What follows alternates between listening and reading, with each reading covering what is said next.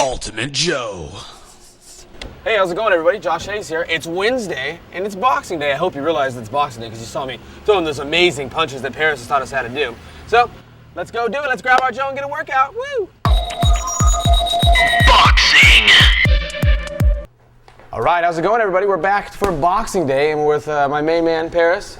He's on the scene. He's going to teach us some really cool stuff. He's going to teach you how to parry today, how to block a punch, which is one of the most important things that you can ever do. So, take it away, my friend. All right, the parry. A defensive move that should help your offense keep everything in line and ready to be at.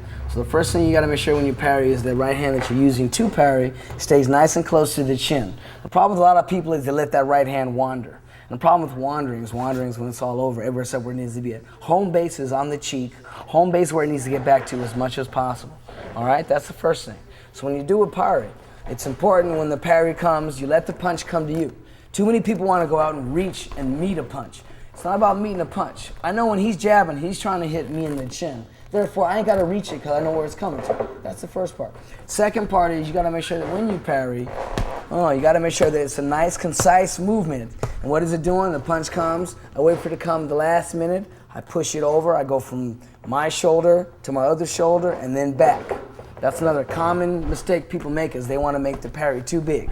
It ain't got to be that big. It should be something that's concise and small, and notice I reset it automatically right away. So it's important that you let the punch come to you, pick it off right at the end, make sure you get all the way over. Then it's important that the punch goes over because when I make the punch go over, I've nullified both of his hands. This one has missed me. He can't come over that hand with that hand. So for that split second, I've nullified both hands. And then when I step over that, it exacerbates the Situation. I feel you. So I can't get through with either one of these. It'd be tough to. Boom. I mean, sure I could do that, but I mean. That's the legal shop. Yeah, it'd be tough. So that's a couple things. First thing that I make sure you let the punch come to you. Let the punch come to you, and you feel. Let you catch mine. Then push it over. Boom. So those are the first two. The last thing you got to make sure that's important about a parry. He's pushing it over. The minute it comes, he's not reaching for it, and he's pushing over. So that's part good. The last part is the jab he's got to use. It's very important that you make sure you don't let the hand that you're going to use first get caught up. All right, so throw yours. I see a lot of people doing this. You know, if I freeze that right there, this hand's caught up now.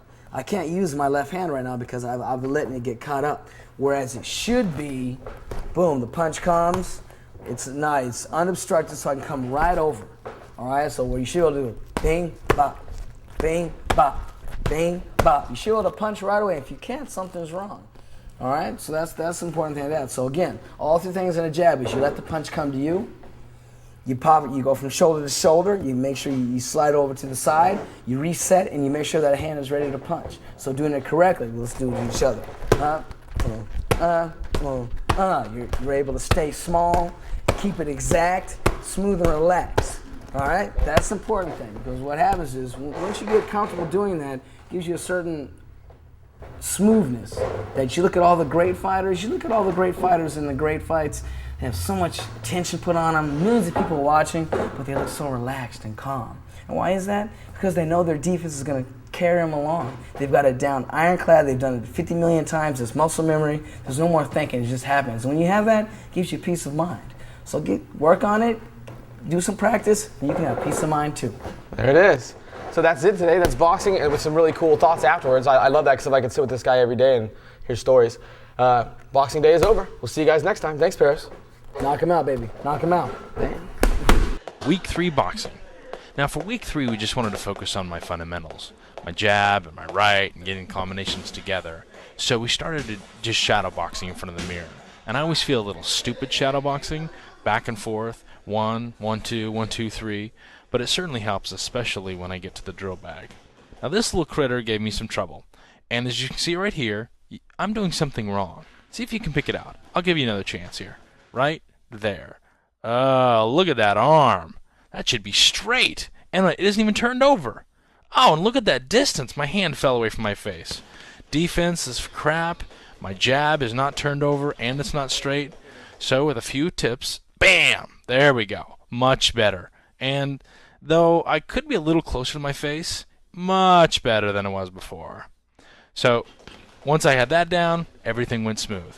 I worked on this drill bag for 5 rounds, working on the various combinations, and then I finished up the day hitting the regular bag.